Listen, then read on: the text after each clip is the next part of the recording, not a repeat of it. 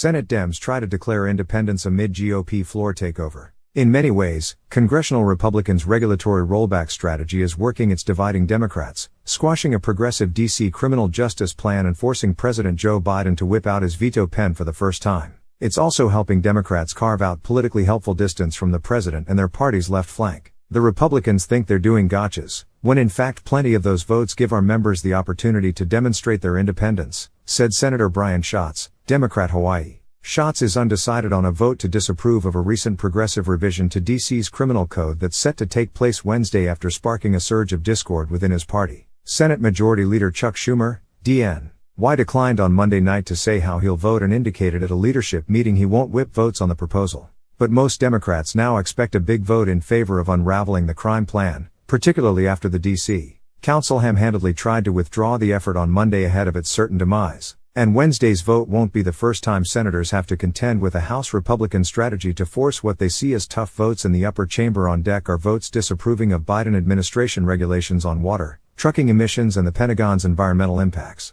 Republicans might unintentionally be solving as many problems for Democrats as they're making. Despite the clear Senate floor schisms that the disapproval votes create, they also give Democrats some party-bucking bona fides that are otherwise rare in the Senate. I'm supporting public safety, Senator Jackie Rosen, D.N.Y. said of the criminal justice vote. Rosen, who is up for re-election next year, said she made up her mind before Biden's announcement last week that he will sign the rollback. Biden's comments left Senate Democrats free to break from the D.C. Council's progressive policies without risking a White House confrontation. But even when Biden did promise to uncap his veto pen on a GOP effort to block an ethical investing regulation since Joe Manchin, D.W. Va and John Tester, D-Mont joined the GOP to support the rollback. The disapproval votes expected in the coming weeks are privileged under Senate rules, meaning that they cannot be filibustered or bottled up. Schumer almost certainly wouldn't allow votes on them if he were able to unilaterally stop them. And House Republicans can keep sending them across the Capitol with simple majority votes.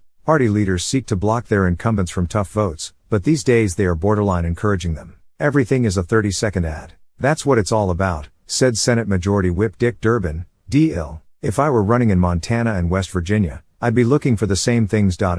In the House, 173 Democrats opposed the D.C. Criminal Code disapproval resolution after the White House issued a statement opposing it. Those Democrats essentially were left hung out to dry by the administration, voting based on the expectation Biden might veto the measure that just a month ago his administration called an affront to the democratic values on which our nation was founded. But now with Biden saying if the Senate votes to overturn what D.C. Council did, I'll sign it, Senate Democrats are making a glass of lemonade with the lemons Republicans are forcing to the Senate floor. Certainly if they vote for it and they know that the president's going to veto it, that could be considered a free pass for someone in the states that it most highly affects. But it's still the right thing to do, said Senator Shelley Moore Capito, R.W. Va, who is leading the efforts to roll back the EPA's water rule.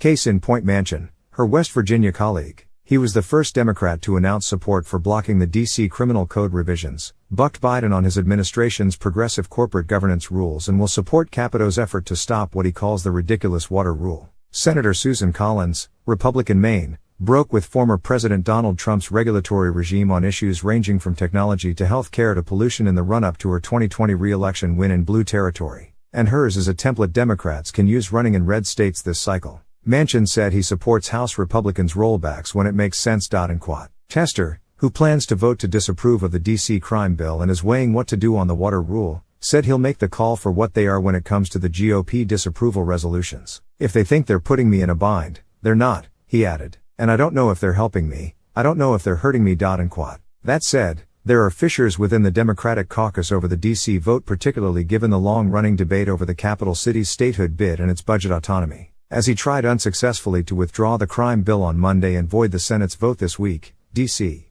Council Chair Phil Mendelson said that he would not be consulting with GOP leaders and calling them every week and asking for permission to move forward on legislation. D.C. is trying to withdraw the bill and work on it some more. And any effort to go forward on this vote is just a way to try to stomp on D.C., said Senator Elizabeth Warren, D-Mass, who vowed to vote against congressional intervention into the Capitol's affairs. And the DMV region is neatly split over the matter. Both of Maryland's Democratic senators, Chris Van Hollen and Ben Cardin, said they would vote against efforts to rein in the D.C. Council's autonomy. But both Virginia Democratic senators, Mark Warner and Tim Kaine, said they would vote to disapprove. Kaine, who is up for re-election next year, had previously said he didn't want Congress to make D.C. play Mother May I on everything and that he's pretty strongly a home rule guy. And quote. But after Biden made his position clear last week and Mendelson launched his failed attempt to scuttle his own bill, Kaine had a different view on Monday. Now that the council is saying they want to withdraw, it's clear the bill is not ready for prime time, Kaine said.